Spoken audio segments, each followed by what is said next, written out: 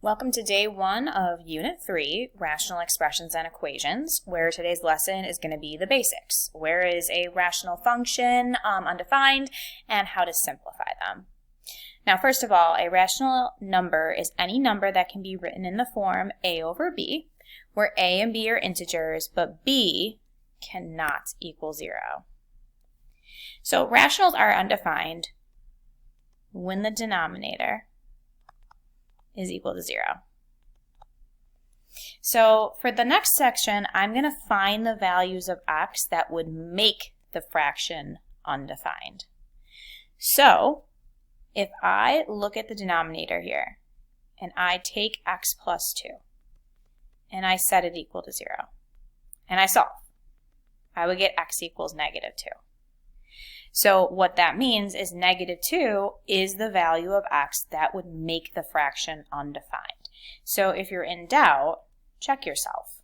6 over negative 2 plus 2, just by making a substitution, is equal to 6 over 0, and that is undefined. Okay, so in order to find the value of x that makes the fraction undefined, you're simply setting the denominator equal to 0 and solving. So in B, x equals 0 would be the value that causes it to go undefined by dividing both sides by 16. In C, do a little bit of factoring, little GCF factoring. And it looks like we get two values, 0 and 3. Now, again, it's only where the denominator is equal to 0. So even though there's stuff in the numerator, that is irrelevant, okay? So do not get tripped up by whatever's going on in the numerator. The denominator is strictly where the fraction can be determined to be undefined. Now, in order to simplify rational expressions, it all goes back to what you guys would have learned really in elementary school. I think we all know that 2 divided by 2 is 1. Anything divided by itself is 1. So the same logic is going to apply. When I have x divided by x, that is also equal to 1. Now, when you guys are reducing these, sometimes we call this canceling. So I just want to add to our notes here that if you ever hear us saying the word cancel, like, oh, the 2's are canceling, cancel means reduce to 1.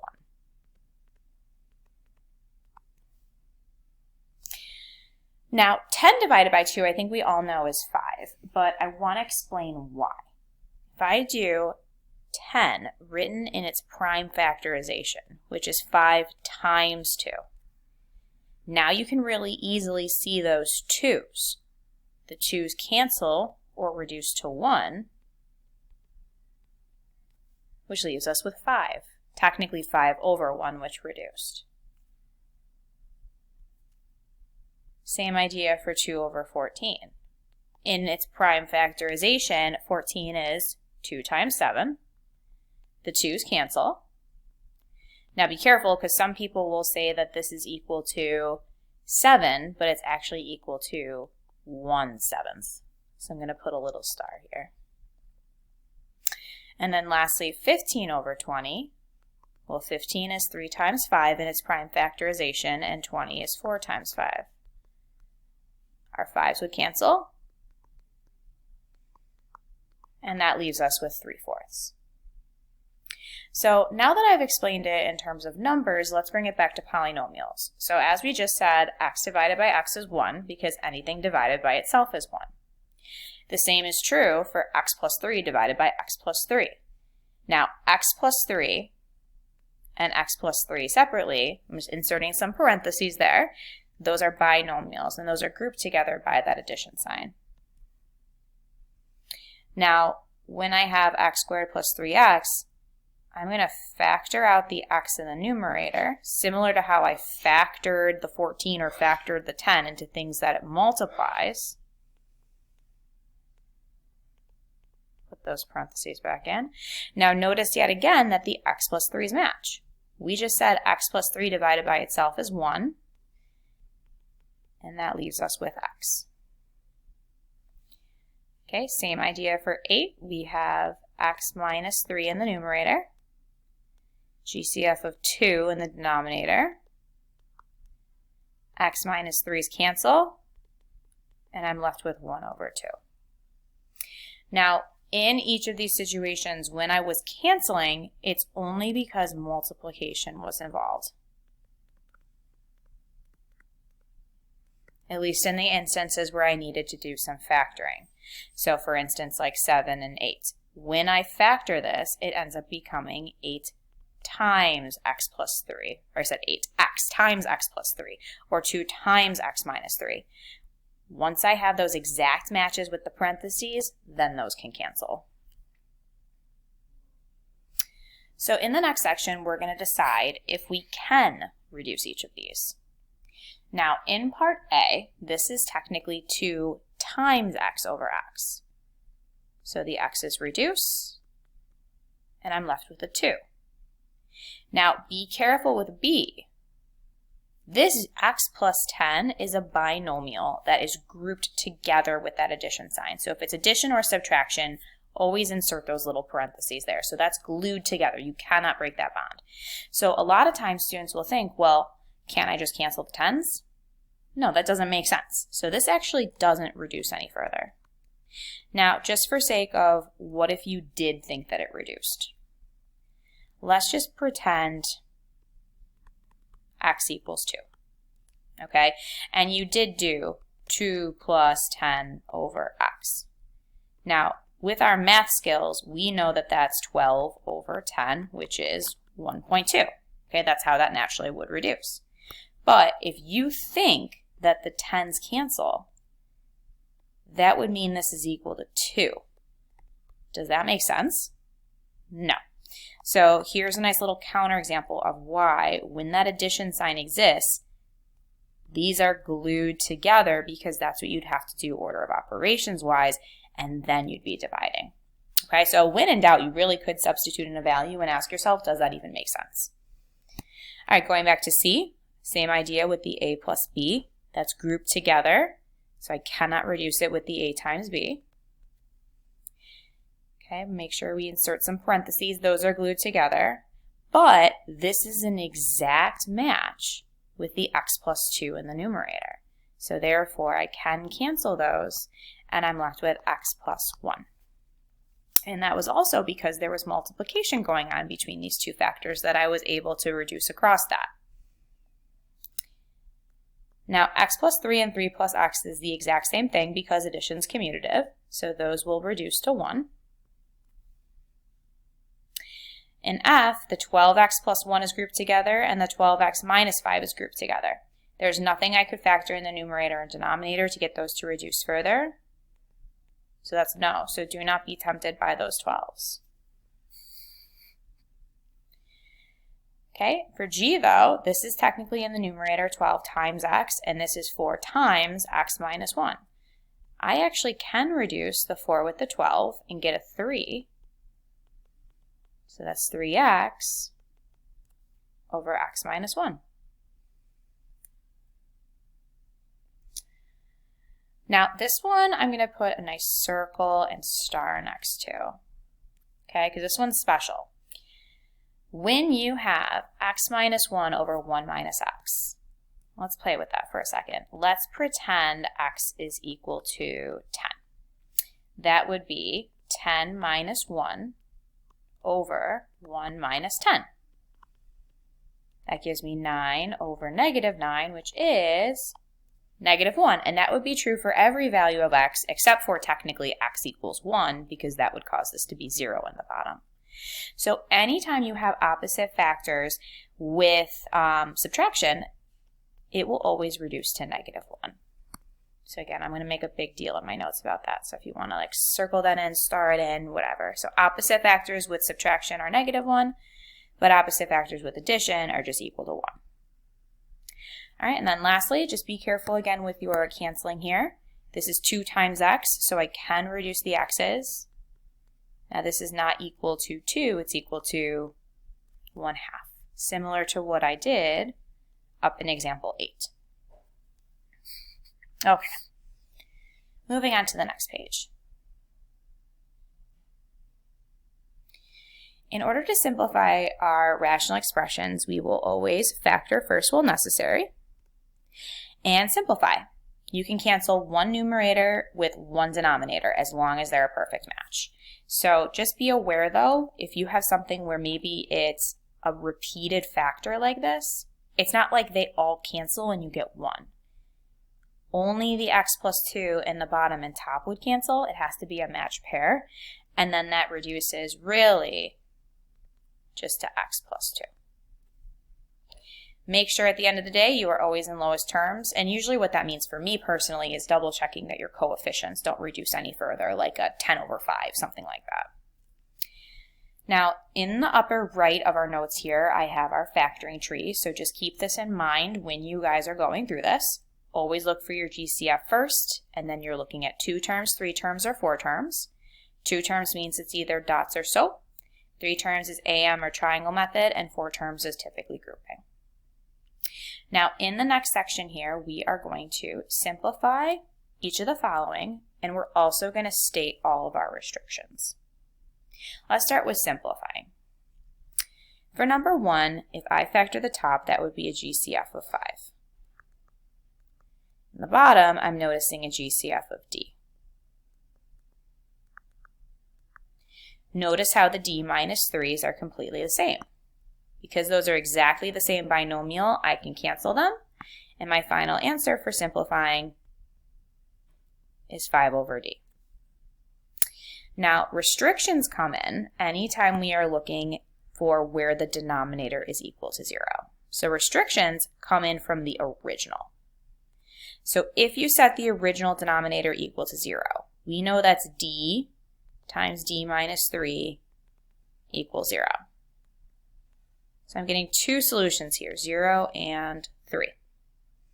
So when I state my restrictions, I'm going to say the only values of D that I cannot have are 0 and 3 because they would cause the denominator to go to 0. Okay, so for state restrictions, I'm going to add this to our notes here. Set denominator equal to 0 and solve. This tends to be one of the more forgotten about things come our quiz or test, so that's why I want to make sure we put this in our notes and add a little star. So for number 2, if I actually want to start with restrictions, the restrictions are pretty quick to figure out in number 2. Because if you look at the denominator and set that equal to 0, the only restriction I would see is that we can't have -4. -4 would cause that to go to 0. Now, as far as factoring and solving this, the numerator looks like an AM factor. So x plus 7, x plus 4, and the bottom is x plus 4. X plus 4's cancel, and my final answer is x plus 7. Now, number 3 is a monomial divided by a monomial. So it doesn't require factoring like what we did in our last 2 examples. Now we're back to what we did in Unit 1. I know that 25 and 75, well, 25 goes into 75 3 times, so those reduce. Now, when you're dividing exponents with the same base, you can subtract the exponents. So I end up with 3x squared. So keep in mind that this technically is also a rational expression. It's just something that we already did in Unit 1, and it doesn't require factoring to go ahead and simplify. That's also because there's already multiplication going on between the 75 and the x to the 5th and the 25 to the x to the 3rd. Now the restriction here, if you look at the denominator from the original, is 25x cubed equals 0. So the only value of x I'm seeing that I could not have is just 0. All right, for example 4, I'm noticing a GCF of 2.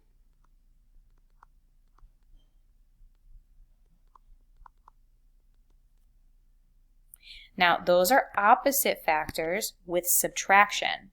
If I go back in our notes, I made a big deal about this, right? Opposite numbers or opposite terms with subtraction will always reduce to a -1. So for number 4, these would cancel, but they would cancel to a -1. 2 times -1 is -2, and that's how that simplifies. Now, as far as the restriction goes for this one's actually a little bit trickier. If you look at the original, and you set it equal to 0, all you can really do is add the m over. So what that means is my restriction is just that n and m can't equal each other, aka they can't be the same number. Now that makes sense because if n was 2 and m was 2, what is 2 minus 2? 0.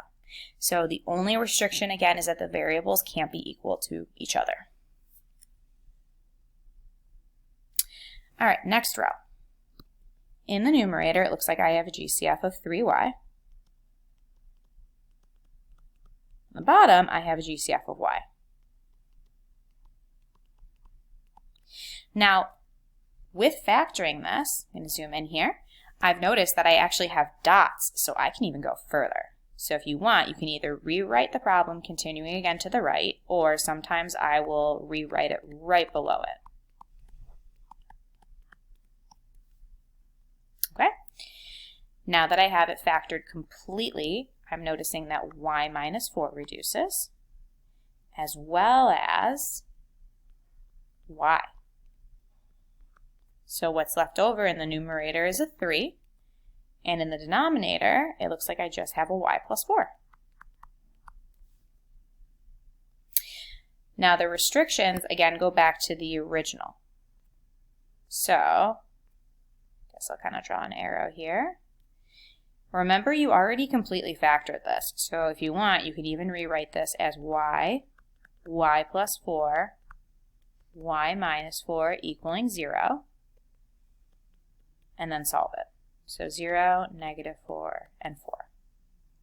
So therefore, the values of y that I cannot have because it would cause the original to go to 0 are 0, -4, and 4. Those are your restrictions.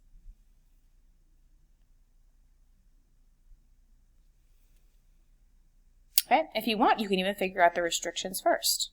Here in question 6, if you set 6x plus 2 equal to 0, that would be 6x equals -2. So x equals -2 over 6, or -1/3. So again, as far as restrictions go, the only value for x that I cannot have is -1/3. Now let's get to simplifying. Okay, so in the numerator, this is a sum of cubes, so this is SOAP. So here's where our factoring skills really are going to come back into play. So cube root, square, product, square, same, opposite, always positive. In the bottom, all I'm seeing is GCF of 2.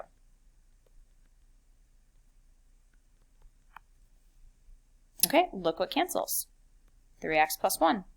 So therefore my final answer is 9x squared minus 3x plus 1, and that's all over 2.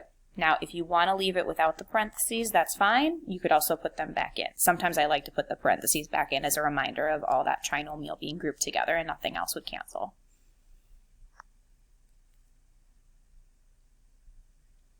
All right, let's actually do the restrictions first in number 7. So first thing I would do is factor out an x and set that equal to 0. If you solve it, I'm getting 0 and 5. So that means the values of x that I cannot have would be 0 and 5. Okay, now let's get to reducing it. In the numerator, because there's 4 terms, I would think this is factor by grouping. So I can pull an x squared out, which leaves me with x minus 5, and a plus 4, which also leaves me with x minus 5. Now, this is not completely factored. Make sure you actually rewrite this as x minus 5, x squared plus 4, all over your denominator of x times x minus 5. From there, my x minus 5's cancel, and I'm left with x squared plus 4 over x. Now, be super careful here, guys, because sometimes students look at these x's and they get tempted and they're like, oh yeah, and then I cancel those out and I get x plus 4. That is not the case. This x squared plus 4 is glued together with that addition sign. They are married together, okay? We are not breaking that up. So you're not going to break this x with that x squared, okay? So just be really careful. That's your final answer. All right, we got just one more row of examples to go through.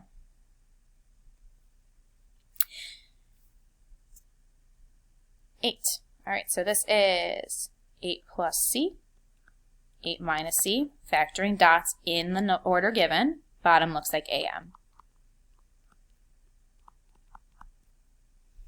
Now c plus 8 and 8 plus c are the same thing with addition. So my final answer is 8 minus c over c plus 1. Now restrictions, again, go back to the original. So if you want, you can even look here. Just ignore the fact that I crossed off the c plus 8. The only two restrictions I would say are -8 and -1. Again, all I'm doing is setting that equal to 0 and solving that. Okay, number 9, I see a GCF of A. Bottom, AM, A minus 3, A plus 3. A plus 3's cancel, and I'm left with A over A minus 6. And again, remember, you're not canceling or slashing those A's or chopping those A's, some teachers call them. A minus 6 is glued together with that subtraction sign. I cannot cancel that. Now, if I had A over A times 6, then I would, and that's 1/6, but that's not the same thing as what you guys are seeing there. Okay, restrictions, look right here. Only two values of A I don't think I can have, which would be 6 and -3.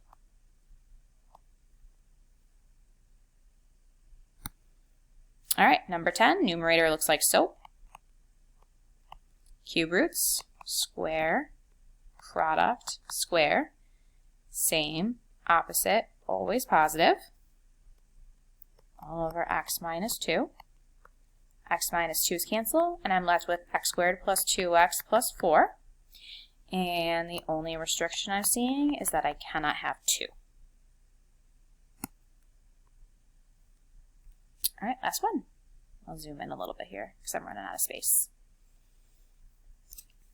All right, in the numerator I see dots, so this is 5 plus x, 5 minus x.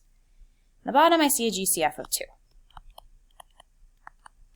Okay, now in doing that, I've unveiled another set of dots. Okay, so now that I'm completely factored, what I'm noticing is that I have an x, whoops, where'd it go? Okay, there we go. I'm noticing I have an x plus 5 with an x plus 5, so those would reduce. Now, careful, these do reduce, but they reduce to something special. They reduce to -1 because they are opposite factors or opposite terms with subtraction. Now look at what you have left over. You have a -1 in the numerator and a 2 in the denominator. So final answer is -1/2. Now again, as far as restrictions go, you only care about the denominator. If you want to look here, this is where I already completely factored it. So if you set this equal to 0 and solve, I see two values of 5, or two values of x that I cannot have, positive and -5. The 2 does not have an x attached to it, so it has nothing to do with the restriction. That was just a coefficient.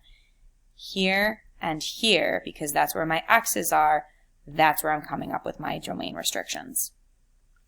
All right, so that's day 1 of all things rationals and simplifying.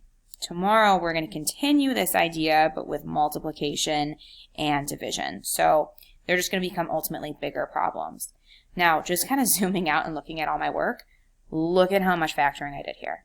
So if you are struggling with factoring and just being able to look at things and identify, oh, this is AM or this is dots, kind of like how I'm able to, you need to make sure you put in the work and do the extra practice. There's delta extra practice that you guys can do, or you can just go revisit your old homeworks from Unit 2A, but you need to be able to factor in this unit. It is such an imperative skill to be able to be successful. All right, I hope you enjoyed this.